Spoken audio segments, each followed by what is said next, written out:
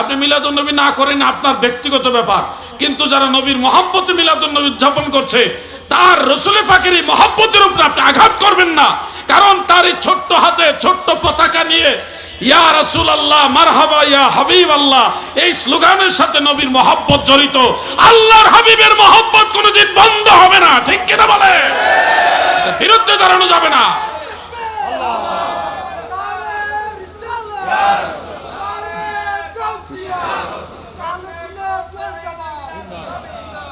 এই মিলাদুন নবী নিয়ে ওই যে সকল ঈদের সেরা ঈদ আমার ভাই বললেন না, সকল ঈদের সেরা ঈদ ঈদে মিলাদুন নবী সাল্লাল্লাহু আলাইহি ওয়াসাল্লাম। এটা নিয়ে গত বছর একজন কালো মৌলবী উনি আপত্তি করলেন, কোথাও নাই, কোনো কিতাবে নাই, কোথায় পেলে গেলো? তারা এইভাবে প্রশ্ন ছুড়ে দিয়েছেন। পরে আমি তিনজন ইমামের নাম বলছি যে এই তিনজন ইমামের কিতাবে আছে।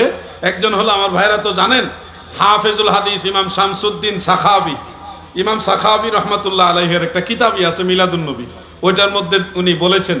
দ্বিতীয় হলো ইমামুল হারামাইন, যিনি কাবা ঘরেরও ইমাম ছিলেন, মসজিদে নববী শরীফের ইমাম ছিলেন, দুই হারামের ইমাম ছিলেন। মারহাবা বলেন। 1 লক্ষ হাদিস যিনি সনদ মতন সহকারে জানতেন, ইমাম মোল্লা আলী কারি হানাফি রহমাতুল্লাহ আলাইহি।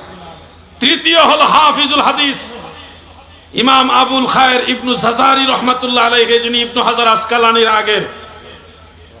এই তিনজন ইমাম নবী পাকের বেলাদাতের দিনকে সকল ঈদের সেরা ঈদ বলেছেন, ঈদ আকবর বলেছেন। সুবহানাল্লাহ বলেন।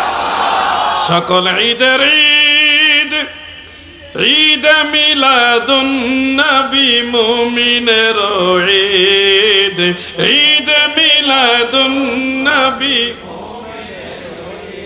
সবাই বলুন সকল ঈদের ঈদ ঈদ মিলাদুন নবী মুমিনের ঈদ, ঈদ মিলাদ।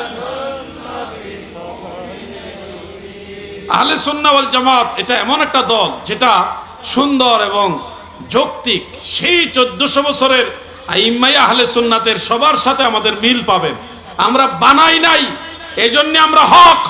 আর আপনারা একটা স্বপ্নে পাইয়া বানানো লাগছে, এই জন্য আপনারা বাতিল।